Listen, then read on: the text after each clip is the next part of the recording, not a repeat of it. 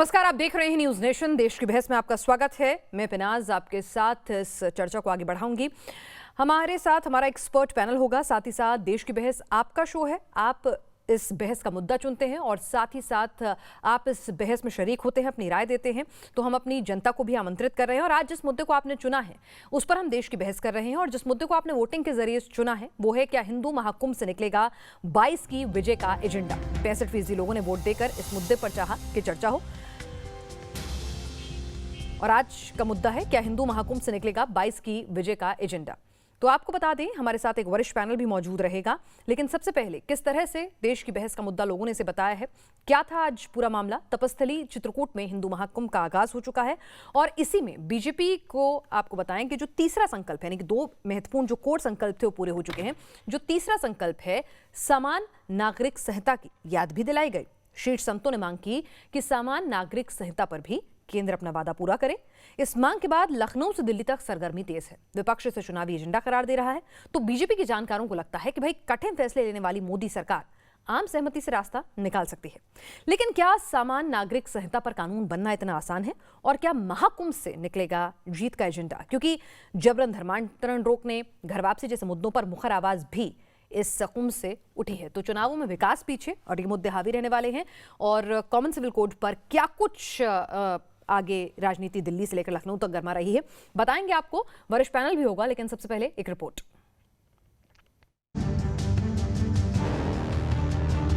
जम्मू कश्मीर में एक देश एक विधान का फैसला। सुप्रीम कोर्ट के फैसले के बाद अयोध्या में मंदिर निर्माण के संकल्प को पूरा करने में मोदी सरकार कामयाब रही और अब हलचल तीसरे संकल्प यानी यूनिफॉर्म सिविल कोड को लेकर तेज है, जिसकी मांग चित्रकूट में हिंदू महाकुंभ के मंच से उठी है। 3 दिनों तक चलने वाले हिंदू महाकुंभ में बतौर मुख्य अतिथि मोहन भागवत भी शामिल हुए। जबरन धर्मांतरण को रोकने, गौवंश की रक्षा समेत 12 प्रस्तावों पर चर्चा की जा रही है। मगर बड़ा मुद्दा समान नागरिक संहिता है, जिस पर महाकुंभ की अगुवाई कर रहे स्वामी श्री राम भद्राचार्य का अहम बयान आया है।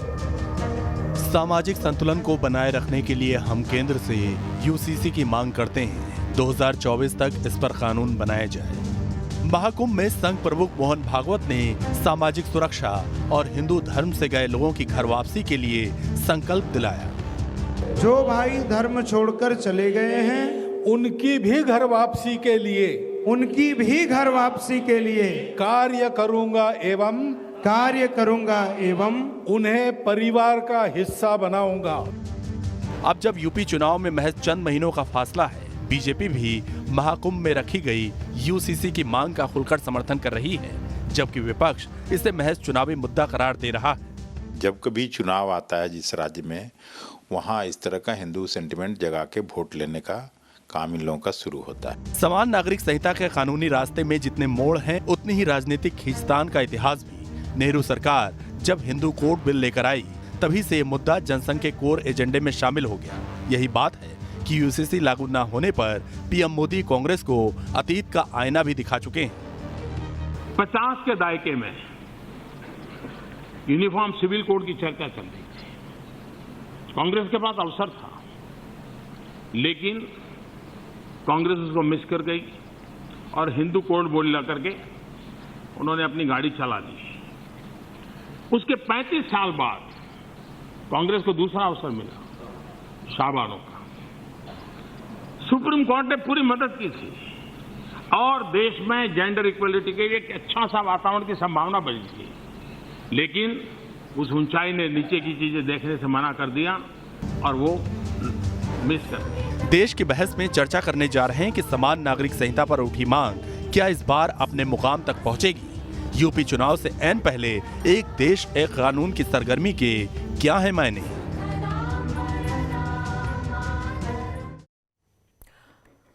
और देश की बहस में आज का सवाल है कि क्या देश को समान नागरिक संहिता की जरूरत है। आप अपने राय शो के दौरान मुद्दे पर दे सकते हैं। देश की बहस में आप इस सवाल के जवाब में येस और नो दोनों ऑप्शंस चुन सकते हैं। www.newsnationtv.com पर आप अपनी राय दें। न्यूज नेशन मोबाइल ऐप के जरिए भी आप वोटिंग में शामिल हो सकते हैं। हमारे ट्विटर हैंडल @newsnationtv पर आप अपनी राय रख सकते हैं। हमारे Facebook page news nation channel पर भी आप अपनी राय रख सकते हैं। आपकी राय, आपके विचार हम शामिल करेंगे और कार्यक्रम के अंत में भी हम आपकी राय दिखाएंगे। और कार्यक्रम से जुड़े हुए आपके व्यू पॉइंट्स जो हैं आप शेयर कर सकते हैं 9711002266 9711002266। ये हमारा व्हाट्सएप नंबर है। हमारे साथ खास मेहमान इस वक्त जुड़ चुके हैं। प्रेम शुक्ला जी हैं, राष्ट्रीय प्रवक्ता हैं बीजेपी के। अश्विनी उपाध्याय हैं, वरिष्ठ वकील हैं सुप्रीम कोर्ट के।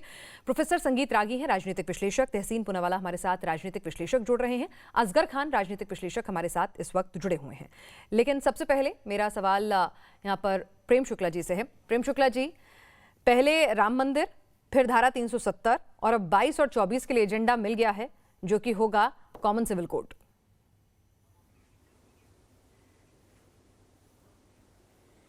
देखिए, यूनिफॉर्म सिविल कोड हमारा कोई आज का मुद्दा नहीं है, हमारा 1952 से मुद्दा है।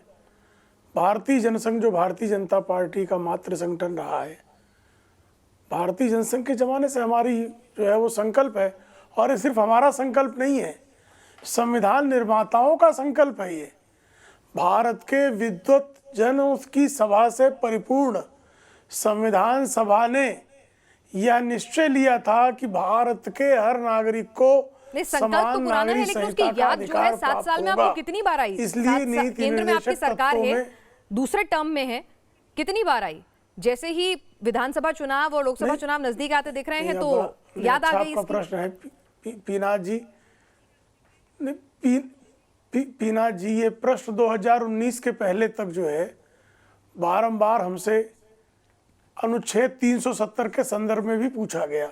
हम 1952 से संकल्प लिए पड़े थे, 2019 में उस संकल्प की पूर्ति करने का हमको अवसर मिला, हमने कर दिया। ट्रिपल तलाक पर हमको अवसर मिला, जनादेश प्राप्त हुआ, हमने उस पर भी निर्णय ले लिया। राम जन्मभूमि के संदर्भ में भव्य दिव्य मंदिर का निर्माण हो, भारतीय जनता पार्टी के शासनकाल के कारण ही अयोध्या का इस तरह जो राम राज्य संस्थापित होने की व्यवस्था का कार्यक्रम अगर किसी ने नीतिगत स्तर पर लिया तो भारतीय जनता पार्टी ने लिया। काशी आप देख रही हैं, मथुरा का विकास देख रही हैं, यूनिफॉर्म सिविल कोड का हो सकता है। अश्विनी उपाध्याय जी, आप इस मांग के समग्र भारत का विकास देख रही हैं पर इसका सपोर्ट करते हर किसी को लाभ जो है अदालत का भी दरवाजा खटखटाया था, अदालत ने सरकार से जवाब मांगा था लेकिन वो जवाब नहीं आया। आपको वाकई में लगता है कि वाकई में सरकार इतनी संजीदा है इस मुद्दे को लेकर?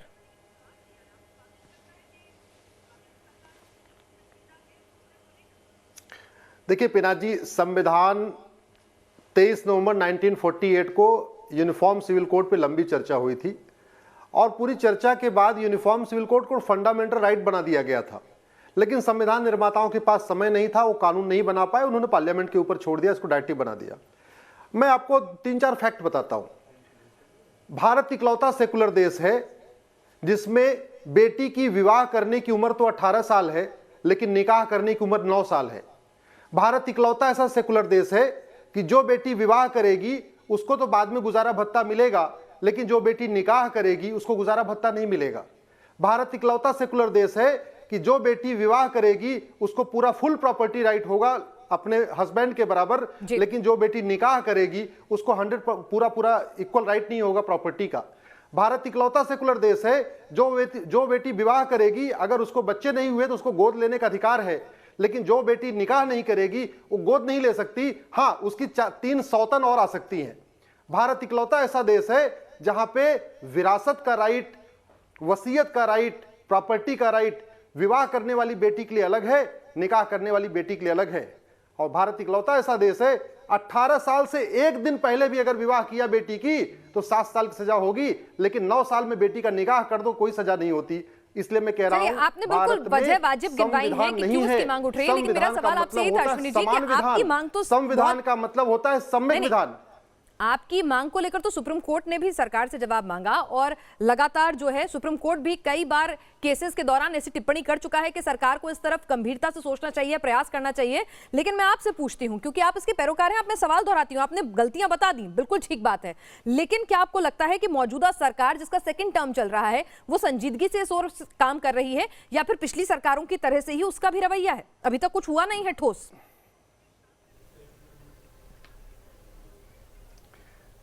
मैं इसका जवाब देता हूं। जैसे हम लोग हिंदी में कहते हैं मौनम स्वीकार लक्षणम, अगर आप शांत हैं तो इसका मतलब आप उसको स्वीकार कर रहे हैं। ऐसे जुडिशियल डॉक्ट्रिन होती है साइलेंस इज एक्सेप्टेंस। अगर मैंने पीआईएल फाइल किया, लड़के लड़की की उम्र समान करने के लिए, गुजारा भत्ता समान करने के लिए, गोद लेने का अधिकार समान करने के लिए, प्रॉपर्टी राइट के समान करने के लिए, विरासत समान करने के लिए, वसीयत समान करने के लिए, और उस पांचों पीआईएल पे सरकार मौन है, इसका मतलब मौनम स्वीकार लक्षणम, साइलेंस इज एक्सेप्टेंस। जिस दिन इस पे बहस होगी, मैंने ट्रिपल तलाक भी चैलेंज किया था, उस पे सरकार ने एकाएक निर्णय लिया।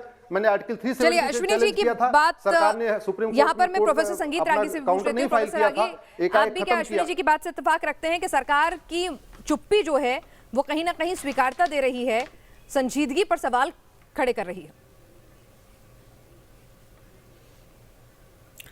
देखिए, मुझे लगता है कि मैं उनकी बातों से सहमत हूँ कि भारत सरकार कहीं न कहीं इस दिशा में एक कदम बढ़ा चुकी है कि यदि वो ट्रिपल तलाक के मुद्दे पर इतना बड़ा निर्णय लेती है तो मुझे लगता है कि कॉमन सिविल कोड पर भी निर्णय ले लेंगे।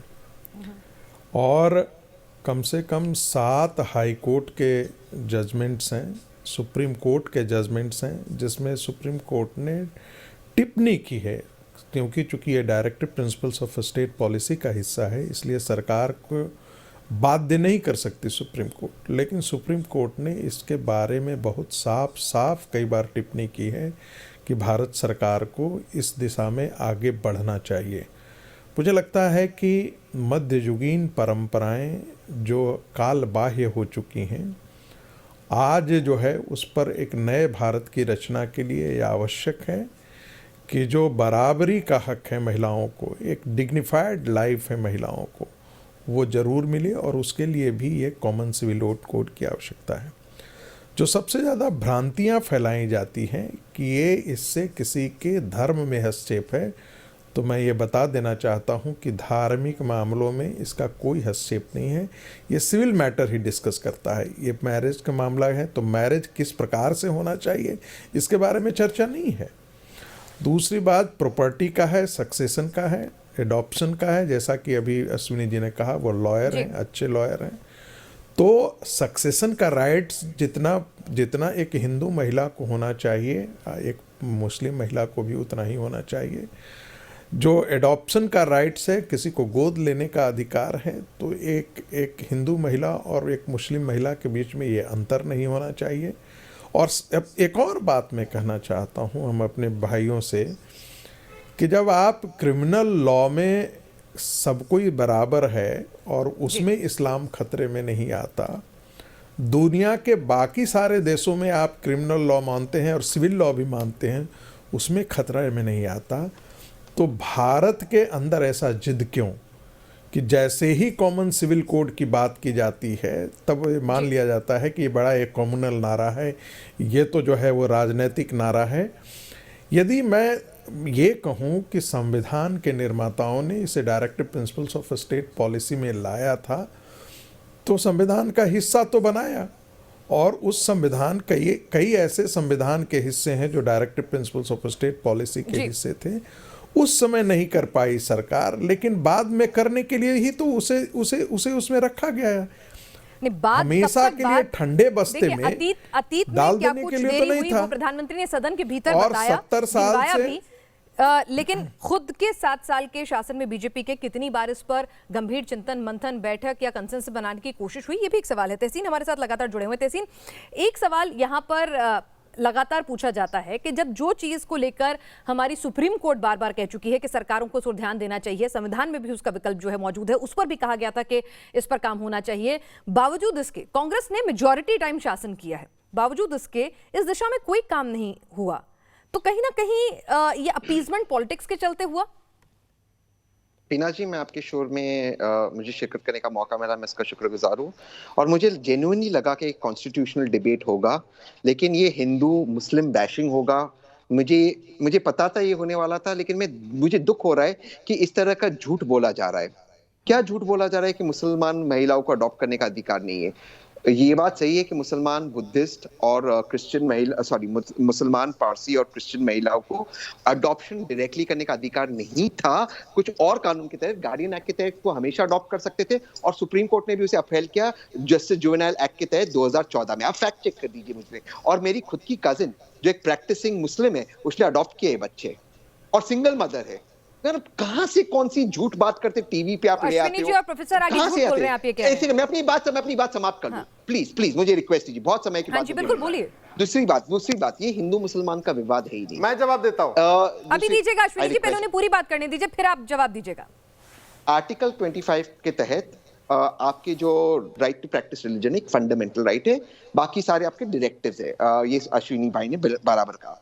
अब आप 6th schedule of the constitution को निकाल नहीं सकते, इसे इंटरप्रेट किया है वेरियस जजमेंट्स की तरह basic structure of the constitution. 1 minute के लिए अपने दिमाग से गंद निकाल दीजिए मुसलमान हिंदू और नॉर्थ ईस्ट के बारे में सोचिए। नॉर्थ ईस्ट के बारे में एक वहां पे प्रथा है, जो सारी संपत्ति है वो सबसे छोटी बेटी को जाती है। जब वो उसको कहते हैं नोकुरम में ये होता है कि जब सबसे छोटी बेटी शादी करती है, उसका जो दामाद होता है वो घर का आदमी बनता है, जो उसकी माँ है उसका पति भी बन जाता है। ये एक प्रथा है हमारे भारत के अंदर, अलग अलग प्रथाएं हैं। आप उस प्रथा को कैसे चेंज करोगे? ट्रिपल तलाक की बात हुई, ट्रिपल तलाक में सुप्रीम कोर्ट में माननीय मोदी जी के सरकार का क्या स्टैंड? अगर कोई प्रथा जो है किसी को कमजोर करती है, उसका हक मारती है, जो संविधान हमें बराबरी का हक देता है, क्या कुप्रथाएं बदलती नहीं? बिल्कुल अच्छा, बहुत वाजिब सवाल पूछा आपने। इसीलिए जो प्रथा हमारे कॉन्स्टिट्यूशन के अल्ट्रा वाइज, उसको आप उसके अंदर आप अमेंडमेंट जरूर ला सकते हैं, बट आप ये कह दे हम कंप्लीटली यूसीसी हटा दे। सुप्रीम कोर्ट के अंदर जब ट्रिपल तलाक का जजमेंट चल रहा था, तब भी मोदी जी की सरकार ने क्या किया और सुप्रीम कोर्ट ने क्या? सुप्रीम कोर्ट ने कहा कि फंडामेंटली आप किसी को व्हाट्सएप पे इंस्टेंटली डिवोर्स देते हो, ये इस्लाम के खिलाफ है, ये इस्लाम के पर्सनल लॉ के खिलाफ है और ये ultra vice of the constitution है। और मोदी जी ने कहा उसे स्ट्राइक डाउन किया। ये कोई इस्लामिक लॉ को स्ट्राइक डाउन नहीं किया, कहा ये इस्लाम के लॉ के खिलाफ है। आपको इसमें अंतर समझना होगा। आप किसी एक चीज को लाकर उसमें मुसलमानों के खिलाफ आप जहर उगलते हो, बार बार उगलते हो, ये गलत है। ये बंद कीजिए आप लोग करना, और गलत चीजें फैलाना बंद कीजिए। नहीं, इसमें आप कह रहे हैं कि यहाँ पर अश्विनी जी ने जो तमाम बातें बताई हैं कि किस तरह से डिफरेंसेस हैं, अगर आप मुस्लिम पर्सनल लॉ अपनाते हैं, कॉमन सिविल कोड के तहत नहीं आप जो है तमाम अपने सिविल मैटर्स को समझाते हैं, तो आप कह रहे हैं कि बिल्कुल गलत है। अश्विनी जी ये तो कह रहे हैं आपने झूठ बोला, प्रोफेसर रागी ने जो तमाम बातें की वो झूठ थी। बिना जी 10 सेकंड और ले लूं, 10 सेकंड और ले लूं। मैं अपने एग्जांपल देता हूं। मैं नास्तिक हूं, मेरे पिताजी पारसी है, मम्मी मुसलमान है, मैंने हिंदू लड़की से शादी की कॉमन सिविल एक्ट के तहत। अरे कहां से, क्या मैं बच्चे अडॉप्ट नहीं कर सकता? अरे कहां से कौन सी बात क्या ले आते, किधर डालते? इन्हें कुछ संविधान पढ़ा है ना कुछ। तहसीन, मैं आपसे पूछना चाहती हूं कि आपको क्या लगता है कि जरूरत ही नहीं है यूनिफॉर्म सिविल कोड की? अमेरिका, पाकिस्तान, बांग्लादेश, तमाम जो देश हैं जो मुस्लिम होते हुए भी यूनिफॉर्म सिविल कोड लाते हैं, आपको लगता नहीं है जरूरत? नहीं, जिन पर्सनल लॉज के तहत, जो personal laws ultra vires of the constitution है, उसको आपको अमेंड करना होगा इंडिविजुअली। अगर मुस्लिम लॉ में कुछ अल्ट्रा वायस है जैसे ट्रिपल तलाक में, उसको आपको अमेंड करना होगा। हिंदू लॉ में है, उसको अमेंड करना होगा। क्रिश्चियन लॉ में उसे अमेंड करना होगा। ये कह रहे हैं हम आर्टिकल 25 ऑफ द कॉन्स्टिट्यूशन को हम फेंक दे, ये डायरेक्टिव प्रिंसिपल था, फंडामेंटल था ही नहीं। ये फंडामेंटल राइट है, basic structure of the constitution है। आप क्या दीनदयाल उपाध्याय व्हाट्सएप यूनिवर्सिटी में पढ़ते आए हो? कॉन्स्टिट्यूशन पढ़ा नहीं आपने? चलिए अश्विनी जी जवाब देंगे, लेकिन उससे पहले मैं असगर खान साहब को भी इसमें चर्चा में शामिल करूंगी। असगर खान साहब, ये बताइए कि जब हमारा संविधान कहता है कि हम सब बराबर हैं, ना तो पुरुष महिला में किसी भी तरह का कोई फर्क नहीं है, तो फिर यूनिफॉर्म सिविल कोड भी तो उसी दिशा में बढ़ाए हुए एक कदम होगा ना कि सबके लिए सब कुछ बराबर है। तो फिर दिक्कत कहां आती है, प्रॉब्लम कहां है?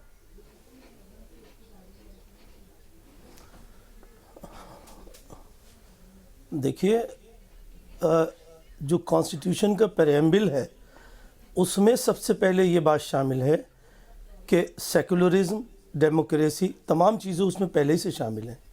जहाँ तक सवाल मजहबी बात का है, अलग से आर्टिकल 25, 26, 27 सब कुछ बिल्कुल डिस्क्राइब कर दिया है।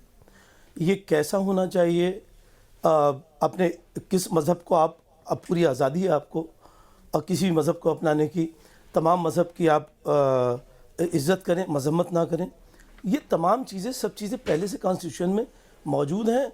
और मुझे अजीब बात लगती है कि आप उसको अपने, जो हमारे बड़ों ने जो कॉन्स्टिट्यूशन हमें दिया और इतनी लंबी चौड़ी बहस के बाद, इतनी जद्दोजहद के बाद पूरी इस टीम ने, हम उसको नकारते हैं, उससे एग्री नहीं करते। ये बड़ी एक अजीब सी बात है। बरसों से ये सब चला आ रहा है और सब कुछ ठीक था। बड़ा अफसोस होता है ये कहते हो, जो आपने भी कहा, मैं आपकी बात को कह रहा हूँ कि आपने बार बार कहा कि इलेक्शन के वक्त में ये सिर्फ पॉलिटिकल मुद्दे हैं, just to polarise the vote, इसके अलावा और कुछ नहीं है। अपनी मतलब अपनी आप कह रहे सोच को बीजेपी सही करना संजीदा नहीं चाहिए। है, मैं सिर्फ अपने ये भाई की शगुफा बात छोड़ को रही है, बिल्कुल बढ़ावा देता यूनिफॉर्म हूँ। अभी सिविल कह रहे थे कि कोड लाना वो भाई भी ये नहीं बातें चाहते। छोड़ो, ये हिंदू मुस्लिम की बातें छोड़ो। अभी भगवत सामने सिर्फ एक बात बता दूं, अभी भगवत साहब ने कहा कि आपने सुनाया भी हमें कि हम सारे हिंदुओं को वापस लेके आएंगे, घर वापसी करेंगे, बहुत अच्छी बात है। लेकिन आप एक बात बोल के खामोश मत होइए, जैसे अभी हमारा पैनल भी एक बात बोल के खामोश हो रहा है। आप दोनों बातें बोलिए। आप ये भी कहिए कि हम हिंदुओं को वापस लेके आएंगे, ये भी कहिए कि हम मुसलमानों को वापस करेंगे जो हिंदू हो गए, हम वसीम रिजवी को वापस करेंगे, हिंदू धर्म में नहीं आने देंगे। आप ये भी कहिए, सब बातें कहिए। आप एक बात कह के क्यों छोड़ देते हैं? घर वापसी सिर्फ हिंदुओं की होगी, मुसलमानों की नहीं होगी। चलिए, देखिए यही बेहतर है। और सबसे अच्छी बात यह है जो हमारे पैनलिस्ट भाई अभी बोल रहे थे कि हिंदू मुस्लिम की बात करना छोड़ो यार, आप मुल्क की बात करो ना। एक बात सुनिए, ठीक है, हिंदू मुस्लिम की बात नहीं, हम तो कह रहे हैं कि देश का हर नागरिक अगर बराबरी का हक पाए, महिलाओं के साथ जो जेंडर बायस हो रहा है, जिसके खिलाफ हमारा संविधान जो है उसकी मूलभूत जो आत्माएं उससे भी छेड़छाड़ हो रही है, अगर महिला और पुरुष के अंदर भेदभाव हो रहा है, चाहे वो धर्म के कानूनों के लिहाज से क्यों ना हो रहा, तो वो क्यों कायम रहे? इस पर मैं आप लोगों से जवाब लूंगी, लेकिन एक हमारे साथ दर्शक जुड़ चुके हैं, इफ्तिखार हुसैन गोरखपुर से हैं। इफ्तिखार जी बताएं।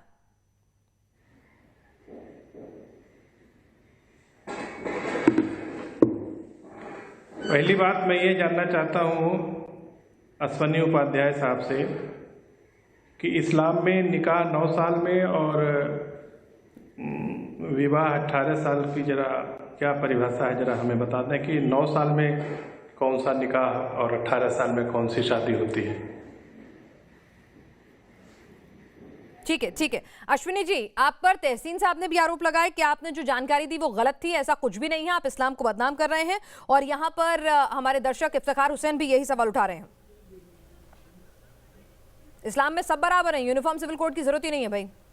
जी हाँ, तो मैं बता देता हूं। मेरी जी मैं बताता हूं। पिनास पहले सुन लीजिए, बार बार ये लोग संविधान की बात कर रहे हैं। आर्टिकल 14 कहता है इस देश के सभी भारतीय समान हैं। आर्टिकल 15 कहता है जाति, धर्म, भाषा, क्षेत्र और लिंग के आधार पर भेदभाव नहीं करोगे। आर्टिकल 16 कहता है सबको समान अवसर दोगे।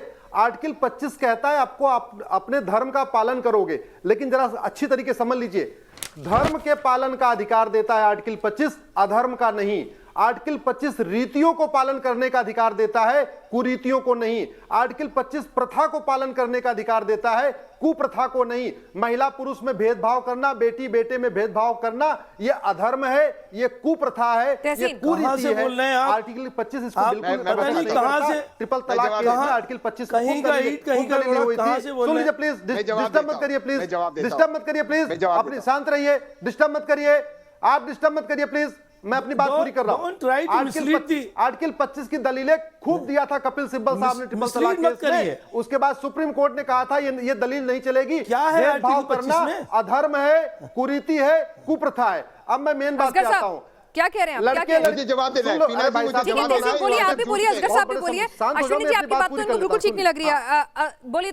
मैं अपनी बात असगर साहब शायद तहसीन, फिर मैं आपके पास आती हूँ।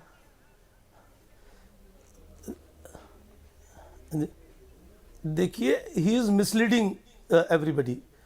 क्या दिया है जरा आप बताइए आर्टिकल 25 की परिभाषा में क्या है उसकी डेफिनेशन? यह है कि आप एक दूसरे के धर्म पे कीचड़ कह रहा हूं, आर्टिकल 25 में रीतियों का अधिकार है, कुरीतियों का नहीं। धर्म के पालन करने का मकसद ये नहीं है कि आर्टिकल 25 हलाला का अधिकार नहीं देता, कुछ नहीं। आर्टिकल 25 चार शादी करने का अधिकार नहीं देता, आर्टिकल 25 बाल विवाह करने का अधिकार नहीं देता, आर्टिकल 25 शासन रखने का अधिकार नहीं देता, आर्टिकल 25 खतना करने का अधिकार नहीं देता, सब अधिकार देते हैं। 25 को आप पढ़ो, अपने धर्म को माने, गूगल हम अपने धर्म को गूगल माने। करो कोई आर्टिकल किसी के 25 धर्म को। का बुरा कहेगा, आर्टिकल ना 25 किसी की के धर्म शुरुआत का होती है करेगा। सब्जेक्ट टू सब पब्लिक अपने ऑर्डर, अपने हेल्थ धर्म एंड को मानेंगे। मोरालिटी। जो इस्लाम में दिया है आर्टिकल हम 25 नहीं उसको कहता मानेंगे। सड़क पे आप खड़े जो होकर हिंदू में नमाज दिया है, पढ़ोगे। उसको मानेंगे। आर्टिकल 25 हम नहीं आपको कहता नहीं सड़क कहेंगे, जाम करके आप नमाज हमें बुरा नहीं पढ़ोगे। कहेंगे। आर्टिकल हिंदू 25 मुस्लिम की सिख शुरुआत ईसाई होती है और दुनिया के सब्जेक्ट टू तमाम पब्लिक धर्म, ऑर्डर, हिंदुस्तान में हेल्थ, रहने वाले लोग मोरालिटी। सब अपने अपने इसका धर्म को मतलब आप मानेंगे। पब्लिक ऑर्डर ये डिस्टर्ब दिया है नहीं कर आर्टिकल सकते, 25 में। हेल्थ आप डिस्टर्ब कैसे नहीं बात कर कर रहे सकते, हैं? आप साम एक दाम दूसरे दंड के धर्म भेद द्वारा पे, धर्म मैंने अभी नहीं भी कर कहा, सकते। आपके लीडर जो आर्टिकल कहते 25 हैं, में आपको धर्म कहते हैं, पालन करने का आप अधिकार एक्चुअली है, क्या है, अधर्म आप का लोग नहीं, इशारों पे बोलते हैं, धर्मांतरण का आप नहीं, गाइडलाइन लेके झूठ आते बोल हैं, के विवाह आप करने का बातें नहीं, सुन के झूठ यहाँ बोल के बयान निकाह करते हैं। करने का ऐसा नहीं, नहीं है, धोखा देखिए, दे जो के कानून निकाह है, उस पे करने बात का करिए। नहीं, जो धर्मांतरण सच्चाई है, उस कराने पे का बात नहीं, करिए। सड़क बिल्कुल, सड़क पे बिल्कुल लीगल लोगों को कंस्ट्रक्शन mislead करने का अधिकार करने नहीं, इन सड़क चैनल जाम से करने पूरी का दुनिया अधिकार में आवाज नहीं, जाती है। बस अड्डा सिर्फ जाम हम करने और का आप नहीं अधिकार सुन रहे नहीं। हैं, आर्टिकल पूरी 25 दुनिया को सुनती पढ़िए, है। क्या आप बात कर रहे हैं मुल्क आप? को बर्बाद करने कभी की पढ़ा कोशिश नहीं कर आर्टिकल रहे हैं। 25 मत करिए मैं मुल्क को दर्शकों बर्बाद। को कहता और हूं, ये बातें मत दर्शकों से करिए, कहता हूं, आप आर्टिकल मुल्क की 25 तरक्की की को बात निकाल के करिए। आप पढ़िए। ये कहिए शुरुआत कि में भाई हम लिखा है कैसे हम सब्जेक्ट दोनों टू मिलकर पब्लिक ऑर्डर, हिंदू और हेल्थ, मुसलमान मोरालिटी। जो इस मुल्क की इसका खूबसूरत मतलब आंखें हैं, धर्म असगर का साहब, पालन दोनों करेंगे, मिलकर असगर साहब, कैसे आपसे अपने एक चीज मुल्क पूछना दे चाहती सकते हूँ। हैं? कैसे हम सेकुलर अपने मुल्क को देश, आगे बढ़ा कुरीतियों सकते का हैं? नहीं, सेकुलर आप देश, प्रथा का पालन लिबरल करते हैं, देश, आपके लीडर भी प्रथा यही का करते हैं। एक बात कह के खामोश हो जाते हैं अपनी मर्जी की चलिए, कि जो हिंदू तहसीन साहब, मुसलमान हुए मुझे हैं, आप बताइए, आप उनको घर हमेशा वापसी की बात ह्यूमैनिटी के करेंगे हम। पैरोकार रहे हैं, आप ये हमेशा क्यों नहीं ह्यूमैनिटी कहते की कि बात हम करते हैं। मुसलमानों तहसीन साहब, जो पहले मैं हिंदू आपसे लोग सवाल हैं, लेना उनको भी चाहूंगी। उनके घर तो वापस फिर भेजेंगे। अगर हमारा हमें सेकुलर अपने देश है, हम साथ सेकुलर कॉन्स्टिट्यूशन संविधान की बदलने बात की करते हैं, बात सेकुलरिज्म की बात करते हैं, हिंदुस्तान के लिबरल होने की बात करते हैं, तो फिर आखिर जब धर्म की बात आती है तो फिर पर्सनल लॉज क्यों? मैं आपने बहुत अच्छा प्रश्न पूछा पिनाज जी। मैं थोड़े आंकड़े और ये सरकारी आंकड़े जो पार्लियामेंट में रखे गए उसको मैं आपको पढ़ते सकता हूँ। हिंदू मर्द की एवरेज जो ज्यादा महिलाएं हैं, 2 से ज्यादा हिंदू मर्द वर्सेस मुस्लिम मर्द फार आउट नंबर करते, फार आउट नंबर 4:1। उदाहरण धर्मेंद्र जी, इन्हीं के सांसद बहुत है। और इसमें वो महिलाएं कन्वर्ट होती है, वो मर्द कन्वर्ट होते हैं मुसलमान की 2-2 शादी करने की। मुसलमानों में पॉलीगमी कम है। दूसरे, एवरेज एज ऑफ मैरिज मुसलमानों में 18.3, हिंदुओं में 18.5। ये सरकार ने आंकड़े रखे हुए। तीसरी, ट्रिपल तलाक की बात हुई। भारत सरकार का दलील क्या था ट्रिपल तलाक को लेकर, और सुप्रीम कोर्ट का जजमेंट क्या था? भारत सरकार ने यह कहा कि ट्रिपल तलाक इस्लामिक कोर्ट के खिलाफ है, इस्लामिक कोर्ट के खिलाफ। और कोर्ट ने इसे स्ट्राइक डाउन करते हुए क्या कहा कि इस्लाम में आपको अलाउड नहीं, आप किसी को शराब पीकर इमीडिएटली ट्रिपल तलाक दे दे, व्हाट्सएप पे दे दे इमीडिएटली ट्रिपल तलाक, जब इस्लामिक कोर्ट में नहीं। प्लीज मेरी बात समाप्त मेरा एक आपसे सवाल है कि आंकड़े अपनी जगह हैं, हम किसी धर्म को या धर्म विशेष के लोगों को नीचा या ऊपर नहीं दिखा रहे हैं। क्या हो रहा है? अगर देश की सर्वोच्च अदालत, हमारे माननीय न्यायाधीश भी बार बार कहते हैं कि अदालतों का बोझ कम होगा, जेंडर बायस जो है वो भी खत्म होगा, कहीं ना कहीं एक इक्वालिटी आएगी, और देश के लोकतांत्रिक और सेकुलर जो ढांचा है उसको बनाए रखने के लिए कहीं ना कहीं इस पर काम करने की जरूरत है। बार बार कहा जाता है, हमें संविधान में भी कहा गया है। तो फिर इससे गुरेज किस लिए? अगर इंसानियत ही सर्वोपरि है तो हिंदू क्या करता है, मुस्लिम क्या करता है, इसको छोड़कर हम ये क्यों नहीं देखते हैं कि जब पाकिस्तान जैसा देश, बांग्लादेश जैसे देश, इंडोनेशिया जैसे देश, वो लोग यूनिफॉर्म सिविल कोड अपना सकते हैं, तो फिर हिंदुस्तान में अगर यूनिफॉर्म सिविल कोड आ जाएगा तो उसको करने में क्यों आ जाएंगे भाई? उनका कौन सा धर्म कानून हो जाएगा? मुझे समझा दीजिए। उम्र समान करने की मेरी पीआईएल चल रही है सुप्रीम कोर्ट में। बहुत अच्छा। लड़के लड़की की शादी की उम्र समान करने की मेरी पीआईएल सुप्रीम कोर्ट में है। आके कह दो तो लड़के लड़की की है ना, वो लड़के लड़की की है ना भैया, लड़के लड़की की है ना। मैं हिंदू लड़की और मुस्लिम लड़की की बात कर रहा हूँ। सब पिना जी प्लीज, मुझे थोड़ा इंटेलेक्चुअल डिबेट करना है। सबकी पिना जी मुझे थोड़ा सा इंटेलेक्चुअल डिबेट करना है। मैंने भी तो आपसे सवाल पूछा है, मुझे प्लीज आई रिक्वेस्ट सर्वोपरि है ना, तो मैं कह रहा हूं मुस्लिम्स को 9 साल मिला हुआ है, वही तो मैंने चैलेंज कर दिया। छोड़िए, मैं ये कह रही हूं कि अगर देश की सर्वोच्च अदालत भी कहती है, न्यायाधीश भी बार बार ये टिप्पणी करते हैं कि अदालतों का बोझ कम होगा, जेंडर बायस दूर होगा, कहीं ना कहीं इक्वालिटी आएगी, जो हमारे संविधान की मूलभूत सब बराबर हैं, लोकतंत्र है, वो कायम होगा, तो फिर गुरेज क्यों यूनिफॉर्म सिविल कोड से? अगर पाकिस्तान, इंडोनेशिया, बांग्लादेश, इन तमाम मुल्कों में मुसलमान जो है खतरे में नहीं आते हैं यूनिफॉर्म सिविल कोड लागू होने से, तो हिंदुस्तान में जैसे ही लागू होगा मुसलमान खतरे में आ जाएंगे क्या? पिना जी मैं मुझे अपनी बात में समाप्त करता हूँ। 2 चीज कहते हैं, अगर आपको किसी भी धर्म में परिवर्तन लाना है, कोई भी धर्म हो, चाहे मुस्लिम हो, क्रिश्चियन हो, पारसी हो, बौद्ध हो या हिंदू धर्म हो, किसी भी धर्म में लाना हो, आप इंडिविजुअली वो ला सकते हैं। आप आर्टिकल 25 को खत्म नहीं सकते, सबसे पहली बात। और इस बात से हम दोनों सहमत है कि परिवर्तन आना चाहिए, प्रोग्रेसिव होना चाहिए, किसी भी धर्म में किसी के साथ अन्याय नहीं होनी चाहिए। दूसरी बात, जो अश्विनी बाई कह रहे हो, कह रहे कि मैंने लड़के लड़के की एज समान करने की बात करी। हम यहाँ मुस्लिम महिला और हिंदू महिला की बात, क्योंकि बार बार मुसलमानों पर टिप्पणी हो रही है। देखिए, मुस्लिम महिलाओं की फर्टिलिटी रेट हिंदू महिलाओं के बराबर है, उनमें जो पॉलीगमी हिंदू मर्दों में, मुसलमानों में 9 साल है, बार-बार कह रहा हूं मैं। इंटेलेक्चुअल डिबेट कर रहे हैं, मुसलमानों में 9 साल है शादी की करता हूं, ये मेरी शर्त होती है, वरना मैं चुप बैठूंगा, आप चिल्लाइए प्लीज, मेरी बात समाप्त होने दीजिए। जो सरकारी आंकड़े हिंदुओं में पॉलीगमी मुसलमानों से ज्यादा है, इसका मतलब है कि हिंदू धर्म में कोई खराबी है। देखिए, हम इन चीजों को ना देखें। तीसरी बात, अपनी बात समाप्त करना चाहता हूं। पॉलीगमी ये भी तो गलत है ना, मैं तो कह रही हूं ये भी गलत है ना कि हिंदू जो है दूसरी शादी करनी है उसे जायज ठहराना, इससे वो मुस्लिम बन जाए, ये भी तो गलत है ना, ये भी तो गलत है। मैं तो इसको जस्टिफाई नहीं कर रही हूं, तो इसीलिए कह रहे हैं ना कि यूनिफॉर्म सिविल कोड होगा, ये रास्ता ही नहीं होगा तो शायद महिलाओं के साथ अत्याचार नहीं होगा, बराबरी पर रहेंगे वो। मुझे आप ये बता दीजिए, आप कानून के अच्छे जानकार हैं, मुझे समझा दीजिए कि यूनिफॉर्म सिविल कोड अगर लागू हो जाता है आप उसकी पूरी सारी बारीकियों को पढ़िए। क्या दिक्कत आ जाएगी, किस इंसान का जो है उसका हनन हो जाएगा, कौन सा नुकसान हो जाएगा, मुझे 5 नुकसान गिना दीजिए उसके। क्योंकि आपकी जो पर्सनल कस्टम्स है, जैसे मैंने आपको नॉर्थ ईस्ट का कस्टम बताया, वो कस्टम आप खत्म करोगे, आप खत्म हुआ ना, कस्टम तो जो विधवाएं थी उनके साथ जो सलूक होता था पहले, वो भी खत्म हुआ ना, खत्म। मेरी बात समाप्त होने दीजिए प्लीज। आप अगर आप किसी के कस्टम्स खत्म करते हो, कोई एक परिवार है, कोई एक ट्राइब है, कोई एक ग्रुप है जो कहता है, कोई एक ट्राइब है, कोई ग्रुप है जो कहता है कि हमारे परिवार में जो सबसे छोटा दामाद है वही उसी को सारी संपत्ति जाएगी, आप कैसे इसे समाप्त करोगे? किस कानून के तहत? वो उनका अधिकार है, आप किस कानून के तहत समाप्त करोगे? 1 मिनट, शादी और मुसलमानों को बाहर निकाल दीजिए, ये गंद निकाल दीजिए और इस बारे में सोचिए। कोई दूसरा कोई दूसरा ग्रुप है, जैसे साउथ इंडिया में ट्राइबल ग्रुप है,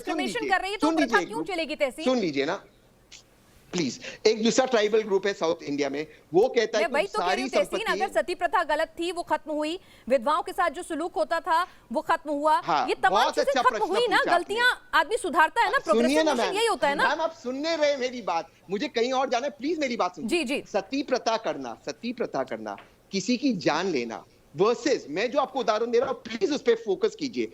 एक नॉर्थ ईस्ट में ग्रुप है, काफी ग्रुप्स है, ट्राइबल ग्रुप्स, वो कहते हैं हमारी सारी संपत्ति और हलाला करना क्या है भैया? वो जीते जी उसको मार देना होता है। एक सेकंड अश्विनी, मार देना होता है, हलाला करना, क्या बात कर रहे हो आप? I will leave. आप, मैं इंटेलेक्चुअल डिबेट करने आया था। एक बात कही थी कि 5 नुकसान, मैं अपनी बात समाप्त करना चाहता हूं, मैं बार-बार रिपीट कर रहा हूं और ये बोरिंग हो रहा है, तो मैं, क्योंकि टीवी के लिए भी अच्छा नहीं, मैं अपनी बात समाप्त कर देता हूं। आप लोग एग्जांपल्स गलत दे रहे हो, सती होना या कोई और या अगर हलाला हो रहा है वो गलत है, उसको आप उस लॉ के अंदर रिफॉर्म लाकर चेंज कीजिए। लेकिन जब आप कहते हो आप सारा यूसीसी लाओगे, एक अगर किसी का ट्राइबल कस्टम है कि किसी की सबसे छोटी बेटी को सारी जायदाद मिलती है, साउथ इंडिया में जो ट्राइबल ग्रुप है जिसके अंदर ये एक प्रथा है कि जो सबसे छोटी बेटी है वो घर की मालकिन होती है, आप इन कस्टम्स को कैसे चेंज करोगे यूसीसी के तहत? सबसे पहली बात। दूसरी बात, अगर आप यूसीसी लाना चाहते हो, बहुत ट्राइबल की चिंता छोड़ो प्लीज यार, विल यू प्लीज बताओ, मुस्लिम की चिंता करो, ट्राइबल की चिंता छोड़ो, तुम जेंडर जस्टिस, जेंडर इक्वालिटी की बात करिए। आप डिस्टर्ब क्यों कर रहे हो? दूसरी बात, इंटेलेक्चुअल छोड़ो, आप डाइवर्ट कर रहे हो। आप gender justice, gender equality support करते हो कि नहीं? अगर आप जेंडर जस्टिस, जेंडर इक्वालिटी के सपोर्टर हो कि नहीं आप? अश्विनी जी, अगर आप मैं अपनी बात समाप्त कर रहा हूं, अगर आप यूसीसी लाओगे, क्या आप होमोसेक्सुअल मैरिज को अलाउ करोगे? 2 लड़के अगर शादी करना चाहते, क्या 2 लड़कियां शादी करना चाहेगा, अलाउ करेंगे? अलाउ कीजिए, मुझे इसमें कोई दिक्कत नहीं है, मैं तो जेंडर इक्वालिटी के लिए हूं, मैं तो कह रहा हूं 2 लड़कों की शादी होनी चाहिए, कीजिए, आप यूसीसी लाइए, बताइए अश्विनी जी को, राजी जी को 2 लड़के शादी करने दीजिए, उनको इजाजत दीजिए 2 लड़कियों को शादी करने की इजाजत। ठीक है, ये सवाल मैं आगे लेकर जाऊंगी तहसीन, लाइए यूसीसी। लेकिन अभी तक आपने मुझे 5 नुकसान नहीं गिनवाए, मैंने अभी तक नहीं गिनवाए, ठीक है, नुकसान। हाँ चलिए, खैर इस वक्त एक और बड़ी खबर आ रही है। अलीगढ़ में एआईएमआईएम के नेता गुरफान नूर का विवादित बयान आया है। उन्होंने कहा है मुस्लिमों को ज्यादा बच्चे पैदा करें, मुस्लिम ज्यादा बच्चे पैदा नहीं करेंगे तो वैसे पीएम कैसे बनेंगे। आपको बता दें, अलीगढ़ में एआईएमआईएम के जिलाध्यक्ष हैं गुरफान नूर साहब, और इन्होंने कहा है कि मुसलमानों को ज्यादा बच्चे पैदा करने चाहिए, बच्चे नहीं होंगे तो हम लोग राज कैसे करेंगे।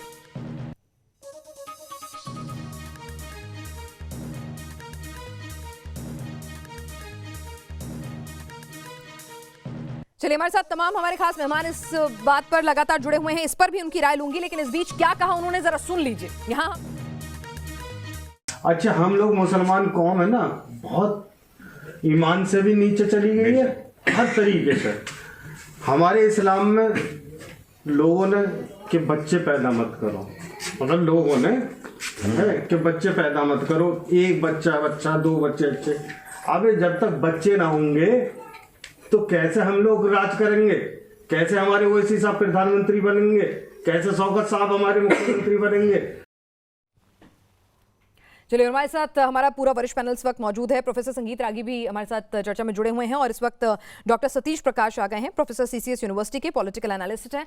आपका स्वागत है डॉक्टर प्रकाश। लेकिन संगीत रागी जी, आपने सुना अभी गुरफान नूर साहब ने क्या कहा। यहाँ तो हम यूनिफॉर्म सिविल कोड की बात कर रहे हैं, लगता है जनसंख्या नियंत्रण कानून पर पहले सोचना होगा।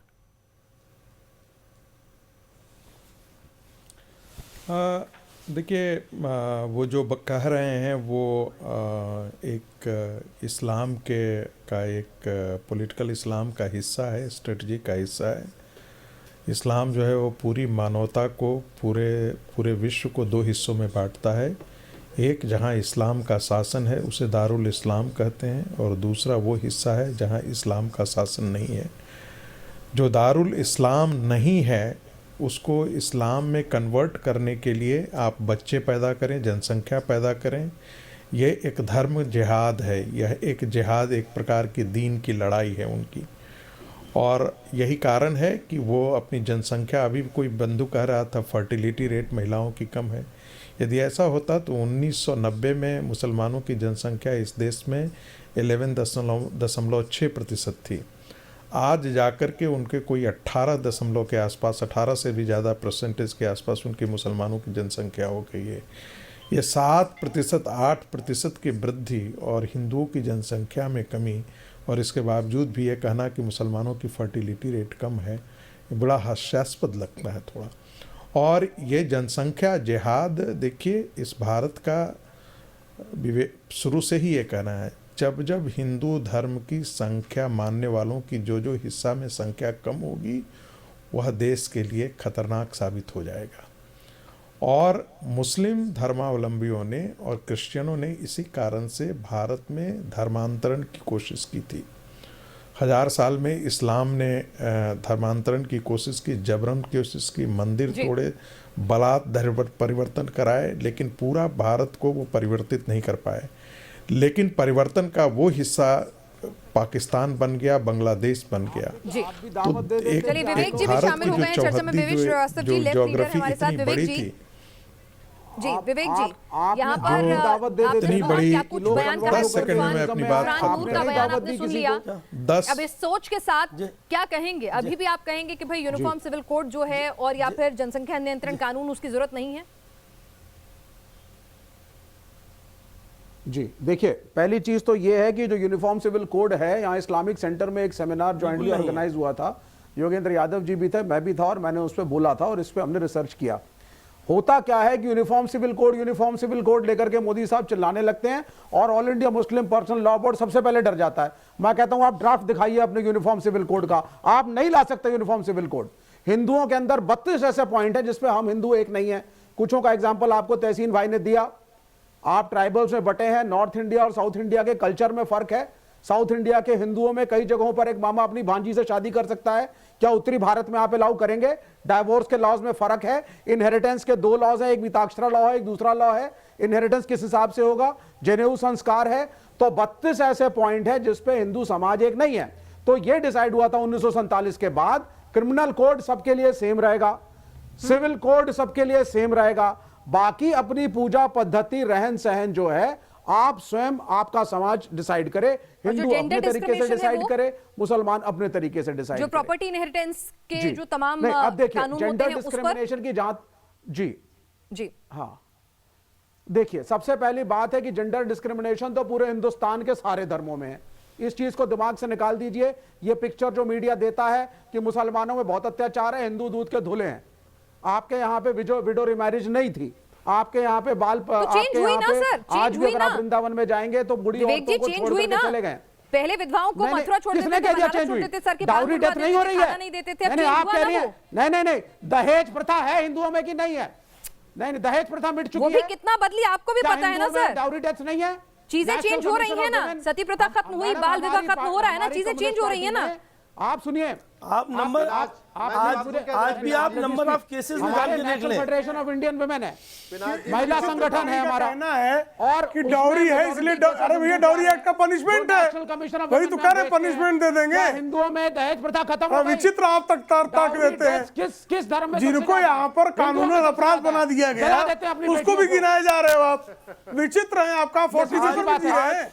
आज 2021 में आप खड़े डॉरी अपराध है। लेकिन प्रेम शुक्ला जी तो कह रहे हैं कि आपने ड्राफ्ट कुछ बनाए नहीं, आप कुछ करना चाहते नहीं। 7 साल आपकी सरकार थी केंद्र में, आपने कितनी बार बैठकें की, कितनी बार आपने मीटिंग्स बुलवाई, कितनी बार आपने तमाम पार्टियों को, तमाम धर्म के नुमाइंदों को इकट्ठा किया और कहा कि चलिए बताइए कैसे एक कंसेंसस बनाया जा सकता है। संजीदा नहीं है आप, सिर्फ शगुफा छोड़ते हैं। सबसे पहले इस मिसकंसेप्शन ऐसा है, हम बहुत संजीदा हैं और ये जो विरोध है विरोधी है, हिंदुओं में विवेक जी सदविवेक का प्रयोग करें। अविवेक में आजन्म जीना आपके हित में नहीं है। नहीं, मैं तो विवेक का प्रयोग कर रहा हूं सर। आजन्म जीना आपके लिए आप हितकारी धर्मों के प्रति अपने धर्म को सुधार लो, सदविवेक से जवाब दीजिए। कब शुरू करेंगे आप? अरे आप जरा इनको शांत करें तो मैं जवाब दीजिए ना आप। ये अवसर दे जवाब देने का। आप बोलिए तो सही, जवाब तो दीजिए। कितनी मीटिंग, कितने कंसेंसस, कितने धार्मिक गुरुओं को बैठाया, बातचीत की, बड़ा अच्छा आपका प्रश्न उत्तर तो सुन क्या किया आपने?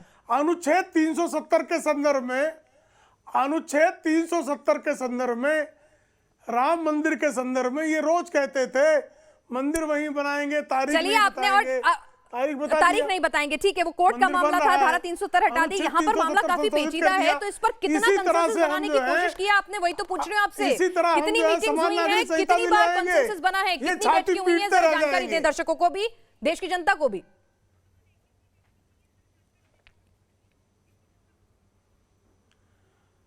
कंसेंसस बनाने की आवश्यकता ही नहीं। बहुमत, देखिए लोकतंत्र में बहुमत चलता है, संवैधानिक लोग है ही नहीं। बहुमत आपका है, होंगे तभी कोई जलाए जाओ, दहेज लिए जाओ, प्रावधान क्या फर्क पड़ जाता है?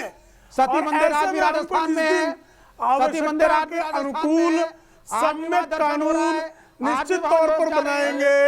सीपीआई वाले छाती पीटते रह जाएंगे। 370 में पीट रहे हो ना, राम मंदिर पे पीट रहे हो ना, तो अचानक से अगली तैयारी आ जाएगा और कोई कंसेंसस नहीं होगा। क्या ये बात मान ली जाए डॉक्टर सतीश प्रकाश? हम क्या वाकई में बीजेपी संजीदा है इस कानून को लेकर, या फिर यहाँ पर सिर्फ और सिर्फ चुनाव के नजदीक आते ही ये जिन बोतल से बाहर आ गया? नहीं, देखिए बीजेपी सीरियस है या नहीं है ये तो सवाल तो है। देखिए सबसे ज्यादा मुस्लिम दामाद वाली पार्टी अगर कहीं ना कहीं धर्मांतरण को लेकर के इतनी चिंतित है तो उसके अंदर एक आंतरिक लोकतंत्र भी होगा। ऐसे लोगों के खिलाफ क्या कार्रवाई करना चाहते हैं। दूसरी बात, देखिए भारत में अगर ये सारा झगड़ा धर्मांतरण का है। भारत में आजादी से पहले जितना भी धर्मांतरण है वो कहीं ना कहीं सत्ता का लालच, राज्य का लालच, संपत्ति का लालच, तमाम व्यवस्थाओं के लालच के पीछे है। भारत में आजादी से पहले किसी भी आदमी ने जो धर्म परिवर्तन किया है, अगर वो हिंदू से मुसलमान बना है तो निश्चित रूप से उसके पीछे कहीं ना कहीं उसका अपना राज्य बचाना, उसकी अपनी संपत्ति बचाना, ये सारे लालच है। और आजादी के बाद भारत में जितना भी धर्मांतरण हम देखते हैं तो कहीं ना कहीं उसके पीछे शादी एक व्यवस्था है जिसमें तमाम लोगों ने शादी करने की व्यवस्था के तहत अपने आप का धर्म परिवर्तन किया। लेकिन सरकार जो है, जो असली चीज है, भारत में स्पेशल मैरिज एक्ट है, अवेलेबल है। कोई भी व्यक्ति, किसी भी धर्म संप्रदाय का व्यक्ति शादी कर सकता है। तो यूनिफॉर्म सिविल कोड की जरूरत ही नहीं है। जहां महिलाओं को संपत्ति में हक नहीं है, जहां महिलाओं को पुरुष के बराबर हक नहीं है, जहां धर्म उनको कई ऐसी चीजों से रोकता है, जहां पुरुष 6 शादी कर ले, 5 शादी कर ले तो कोई दिक्कत नहीं, महिला कोई अधिकार नहीं है कि मैं भी कर लूं। भाई ठीक है, पुरुष कर सकता है तो मैं भी तो कर सकती हूँ।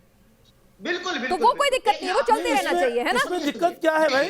देखिए सुनिए, एक झगड़ा है, सुनिए। अगर ये महिलाओं को संपत्ति में अधिकार देने के इतने ही चिंतित है तो 1952 में बाबा साहब ने कहा कि हिंदू कोड बिल बने। हिंदू कोड बिल का विरोध करने वाला कौन था? औरत 6 शादी नहीं कर सकती, इसको समझने के लिए आपको अलग से समझना पड़ेगा। अच्छा, पुरुष कर सकते हैं, पुरुष कर सकते हैं। अरे भाई सुनिए ना, अगर नहीं असगर साहब कह रहे हैं कि पुरुष कर सकते हैं, पुरुष को हक होना चाहिए इस चीज को अगर आपको समझना है। नहीं मैं आपसे पूछ रही हूँ क्यों नहीं कर सकती, मैं तो आपसे कह रही हूँ कि हम तो कह रहे पुरुष भी ना करें ना, ये बहुत से मसले मसाइल होते हैं, जेंडर बायस का ही तो पूरा मामला है। प्रोफेसर रागी, यहाँ तो ये लोग कह रहे हैं कि ठीक है भाई पुरुष के लिए अलग अधिकार होने चाहिए। एक एक चीज बारीकी से है। अरे आपको मैं चैनल पे, आपको इस चैनल पे कैसे समझाएं हम? पिनाक जी, एक प्याली में अगर तीन भैंसों पिनाक जी मैं जवाब दूं, आप अलग अलग करेंगे, कल को औलाद पे झगड़ा करेंगे। छह पुरुषों से शादी कर ले एक औरत, फिर वो जो औलाद होगी किसकी होगी? अच्छा कैसे आप लोग तय करेंगे? एक नए झगड़े खड़ा करना चाहते हैं आप? अच्छा लेकिन तो पुरुष क्यों करे ये बता दीजिए मुझे। लाकर पुरुष क्यों करे? आज भी हो रहा है, पुरुष क्यों करे? बसजन हो रहे हैं लोग। पुरुष क्यों करे यही तो पूछ रही हूँ। झगड़े खड़े हो भाई, पुरुष क्यों करे? पुरुष कर सकते, उसके लिए भी देखिए जो इस्लाम में, क्यों कर सकता है? एक बात समझ लें, क्यों कर सकता है? एक बात समझ लें आप, जो इस्लाम में इजाजत है 4 शादियों की, वो ऐसे नहीं है सही है। तो महिलाओं को भी मिले ना, अगर पुरुष कर सके तो मिले शादी की इजाजत। महिला अगर बात है तो आप शादी कर सकते हैं, पुरुष मौज मस्ती लेकर सकते हैं। ये क्यों नहीं लिखवाते हैं फिर? आप उसकी अगर बैकग्राउंड देखें, अच्छा आप उसकी अगर बैकग्राउंड देखें तो आप, सवाल ये आप सुनने को तैयार नहीं है।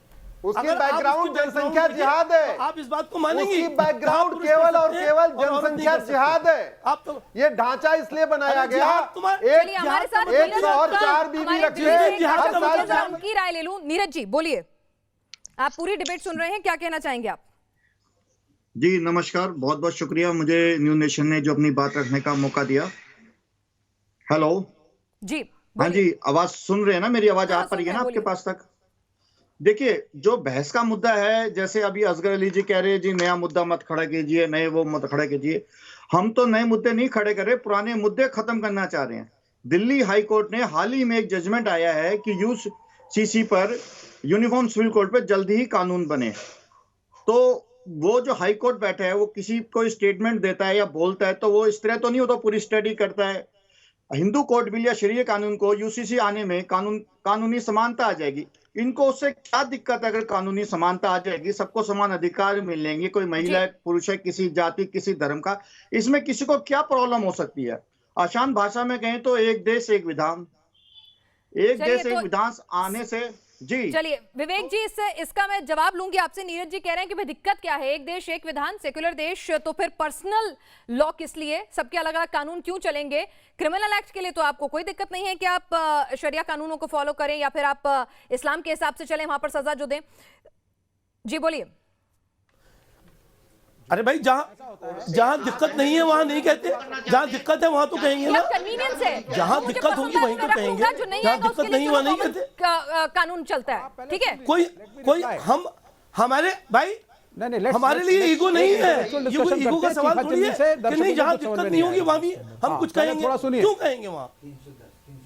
जी विवेक जी, नहीं आप सुनिए, पहले सुनिए मेरी बात को। एक मिनट आपको रोकूंगी, माफी चाहूंगी, एक छोटे से ब्रेक का वक्त हो गया है। जवाब लेने के लिए आऊंगी कि ये कन्वीनियंस के अकॉर्डिंगली आप चूज कर लेते हैं कि भाई इस वाले के लिए तो मैं देश का कानून मानूंगा और इसके लिए जो है मैं अपना कानून मानूंगा। इसका जवाब मैं आपसे लूंगी, लेकिन एक छोटे से ब्रेक के बाद। तो हमारे साथ लगातार देश की बहस में हमारे दर्शक भी जुड़े हुए हैं, हमारा वरिष्ठ पैनल भी जुड़ा हुआ है और बात हो रही है कि यूनिफॉर्म सिविल कोड से आखिर इतना डर क्यों? क्या इससे किसी धर्म विशेष को नुकसान होगा? क्या खतरा आ जाएगा? और जब एक देश है, एक संविधान है, तो फिर एक कानून क्यों नहीं है? इन तमाम पहलुओं पर हम बातचीत कर रहे हैं। शुभम हमारे साथ, हमारे दर्शक इंदौर से जुड़ चुके हैं। शुभम बोले। देखिए, देखा जाए तो मेरा ऐसा मानना है कि इसका जो भ्रम फैलाया जा रहा है ये सरासर गलत है। देखा जाए तो यूनिफॉर्म सिविल कोड का एग्जिस्टेंस अगर हमारे देश में आता है तो इससे देश को बहुत ज्यादा फायदा ही होगा। साथ ही साथ हमारे यहाँ पे जो वुमेन एम्पावरमेंट और डिप्रेस्ड क्लास है, इन्हें भी बहुत ज्यादा फायदा मिलेगा। सरकार अगर इस यूनिफॉर्म सिविल कोड को लाती है तो हमारे संविधान के जो संविधान की प्रस्तावना के 3 खास वर्ड जो हैं, जैसे सेक्युलर, रिपब्लिक और डेमोक्रेसी को तो मजबूती मिलेगी ही मिलेगी, साथ ही साथ इक्वालिटी को भी बहुत ज्यादा मजबूती मिली। ठीक है, आप उसकी हिमायत कर रहे हैं।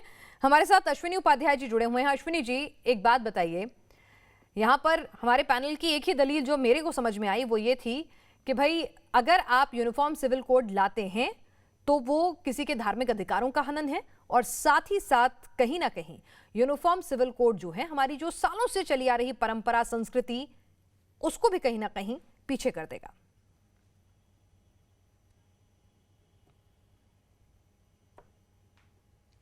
देखिए पिनाक जी, यूनिफॉर्म सिविल कोड का मतलब यूनिफॉर्म एज ऑफ मैरिज, लड़के लड़की की शादी की उम्र बराबर होनी चाहिए। इसमें हिंदू मुस्लिम का क्या चक्कर है? यूनिफॉर्म सिविल कोड का मतलब यूनिफॉर्म ग्राउंड्स ऑफ डिवोर्स, सबका तलाक लेने का एक कानून होना चाहिए। या तो मौखिक सबका तलाक हो, या लिखित में सबका तलाक हो, या तो कोर्ट के जरिए सबका तलाक हो, या बाहर सबका तलाक हो। तो एक यूनिफॉर्मिटी आ जाएगी तलाक लेने के तरीके में।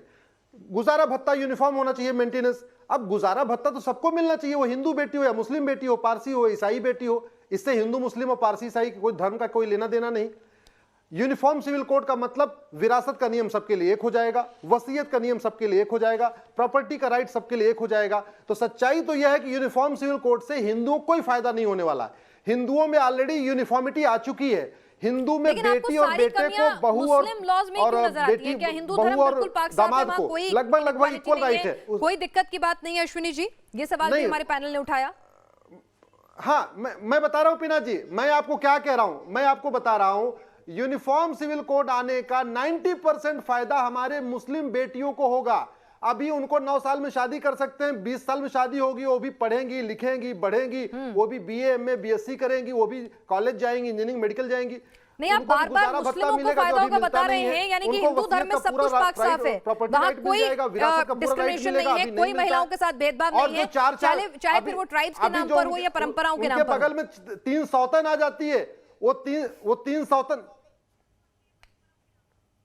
वो जो 3 सौतन आ जाती है, वो सौतन वाला चक्कर खत्म हो जाएगा। कोई किसी की बेटी नहीं चाहती उसके 3 सौतन और आ जाए। मुस्लिम बेटियां भी नहीं चाहती है। ये तो मौज मस्ती के लिए लोग चर्चा करते हैं। एक सवाल पैनल ने उठाया था कि मुस्लिम धर्म में ही ये सारी कुरीतियां, हिंदू धर्म में कोई दिक्कत नहीं है। जी, जहां कुरीति वहां कानून बना है। उनकी बारीकियों को देखिए, आप आइए बहस करिए इस पे। मर्डर तो नहीं बंद हो गया, आप आइए बहस करिए, कानून बनने के बाद क्या अच्छाइयां हैं क्या बुराइयां हैं, चलिए उसी पे पहले बहस कर लीजिए। कोई चलिए ठीक है, अश्विनी जी को जाना है। अश्विनी जी आप चर्चा में शामिल हुए, बहुत शुक्रिया। विवेक जी, मुझे एक बात बता दीजिए कि आखिर जब दुनिया के दूसरे मुल्कों में यूनिफॉर्म सिविल कोड लागू होता है, कई ऐसे मुल्क जहां पर इस्लाम जो है वो बहुतायत में है, बहुसंख्यक है, वो वहां पर सबको मान्य है। इंटरनेशनली कोई मुस्लिम जाकर रह रहा है, वो वहां के कानून बड़े अच्छे से मानता है, तब कोई उसको बुर्का नहीं चाहिए, कोई दिक्कत नहीं चाहिए। लेकिन जैसे ही हिंदुस्तान में ऐसी बात होती है तो इस्लाम खतरे में क्यों आ जाता है भाई? जी नहीं, इस्लाम कहीं खतरे में नहीं है। और आप जबरदस्ती यूनिफॉर्म सिविल कोड के नाम पे यहाँ पे भ्रम फैलाया जाता है, और मुसलमान जो मौलाना है और all India Muslim personal law board कूदने लगता है डर के मारे। कुछ नहीं होने वाला। हमने स्कूल की पुस्तकों में पढ़ा था यूनिटी इन डाइवर्सिटी। आपके देश की डेमोग्राफी अलग है, आपके यहाँ पे कास्ट है, और देशों में कास्ट सिस्टम है, और देशों में क्या यह रूल है चर्च में और मस्जिदों में कि सिर्फ ब्राह्मण होंगे और वही पुजारी की पोजीशन रखेंगे। यह यूनिफॉर्मिटी है। यह रिजर्वेशन इस्लाम में और क्रिश्चियनिटी में है क्या कि एक ही जाति का आदमी है वही शंकराचार्य बनेगा, एक ही जाति का आदमी मठ का अधीश्वर बनेगा, औरतें नहीं बन सकती हैं। महिला कब शंकराचार्य बनेगी हिंदू धर्म के अंदर? सबरीमाला में क्या ये भी बदलाव आएंगे? बहुत बड़ी बड़ी बातें हो रही हैं। सवाल उठा रहे हैं कि ये भी यूनिफॉर्मिटी ये भी आएगी। पहले हम अपने धर्म को तो सुधार लें। मुस्लिम धर्म में तो बहुत सारी खामियां हैं जो गिनवाई अश्विनी जी ने, और उसके लिए बहुत उधार हो जाएगा यूनिफॉर्म सिविल कोड आएगा। लेकिन क्या ये खामियां भी दूर होंगी? विवेक जी को जवाब दें। हम हिंदुओं को विवेक जी में जवाब ले अश्विनी जी प्रोफेसर आगी से जवाब ले बहस करें इस पे। प्रोफेसर आगी, अगर और ये पहले तय करें। एक सेकंड जवाब ले लूं ना, अश्विनी जी भी नहीं है। मिनाज जी, आपका पूरा डिबेट जो है वो बेतुका और बेसुरा होता जा रहा है। हम बात कर रहे थे यूनिफॉर्म सिविल कोड की, इसमें धर्म का मामला नहीं आता। तो बेसुरे हो गए। यहाँ वह सिविल मैटर्स नहीं आप चाहते हैं, और यहाँ बहुत बड़े लिबरल हिंदू बने बैठे हैं। सती माता के मंदिर है राजस्थान में। सुनिए ना, एक उन्होंने अपनी बात को बहुत तरीके से सुना, उन्हें जवाब देने दीजिए। तर्क होंगे तो जिसका तर्क भारी पड़ेंगे वो बात समझ में आएगी जनता को। जवाब देने दीजिए ना उन्हें। जी रागी साहब, प्रोफेसर रागी, ये कहाँ से इस बेवकूफ रफियन को लेकर के चले आते हैं आप लोग? न पढ़ा लिखा है, न सिविल मैटर जानता है। रोड के छोकरे को आप लेकर के चले आते हैं डिबेट पे। हटाइए, हमारे गेस्ट हैं विवेक जी, और माननीय गेस्ट हैं, आप इस तरह की भाषा का प्रयोग ना करें, मेरी गुजारिश है। एक नेशनल चैनल है, बात नहीं कर सकता। नहीं तो आप इसकी बेहूदगी को रोकिए। बीच में मैं किसी के बीच में बोला था? हाँ तो मैंने रोका ना, मैंने रोका ना, मैंने कहा ना कि शांति से सुनिए, सम्मान कीजिए। आपने नहीं बोला, आप बोलिए, अब जवाब दीजिए आप। मैंने उन्हें रोका तुरंत कि आप बीच में मत बोलिए। इस बेवकूफ को यह पता नहीं है कि जो यूनिफॉर्म सिविल कोड है उसमें जनेऊ का मामला नहीं आता है। इस बेवकूफ को यह पता नहीं है ये कि सिर्फ प्रॉपर्टी के सक्सेशन, मैरिज, डाइवोर्स से लेकर के और हेरिडिटरी ट्रांसफर को लेकर के आता है। ये लेकर के चला आ गया जनेऊ, हिंदू धर्म में क्या बुराइयां हैं, मुस्लिम धर्म में क्या बुराइयां हैं। अरे इसकी तो बात ही नहीं हो रही है। प्रधानमंत्री में हिम्मत नहीं है बोलने की, ढेले भर का नहीं है। आप लोग बिठा करके विवेक श्रीवास्तव, अरे चुप रहो। हाँ बिल्कुल नहीं है, पकड़े गए तो आप चुप रहो, जवाब आओगे। तुम्हारे पास कोई लॉजिक नहीं है। यहाँ बैठ के कुरान और इस्लाम को गाली देना, पहले बात सुनिए, अगर ये तय करो बैठ के कि इसमें बहस करेंगे बैठ के, अगर इंडिया को आगे बढ़ाना है। विवेक जी, मैं फिर से प्रोफेसर रागी, हम चाहेंगे कि हम लोग शब्द जो है अपने चुनाव उनका ठीक ढंग से करें। डॉक्टर सतीश प्रकाश जी, अगर सिर्फ ये जो कुछ इंपॉर्टेंट मैटर हैं जो जेंडर इक्वालिटी की तरफ बढ़ाते हैं इस पूरे मामले को, तो फिर हानि क्या है? क्यों इतना अपोज है? चैनल से जरा बाहर उठा करके रखिए। और देखिए पिनाक जी, निश्चित रूप से जेंडर इक्वलिटी की एक समस्या है, इसमें कहीं कोई दो राय नहीं। लेकिन इसमें यही भी एक सच्चाई है कि भारतीय समाज जातीय व्यवस्था को लेकर के भी कहीं ना कहीं उसके अंदर डिस्क्रिमिनेशन है। जातीय व्यवस्था एक बीमारी है, वो अलग बात है ना। अगर आप सुनिए ना, जेंडर इक्वालिटी की बात हो रही है यहाँ पर, जिस तरह से प्रोफेसर रागी ने कहा कि कुछ अहम मुद्दे हैं जो बार बार अदालत का बोझ भी बढ़ाते हैं और इनइक्वालिटी भी लाते हैं, हमारे संविधान की भावना को भी कहीं ना कहीं क्षति पहुंचाते हैं, तो उन पर क्यों नहीं बात हो? आप सुनिए ना, ये सवाल तो संजीत रागी जी का इसका जवाब देंगे ना जी, कि भारत में बाबा साहब ने 1952 में जो जेंडर इनइक्वलिटी है हिंदू धर्म में, हिंदू कोड बिल बनाने की बात की।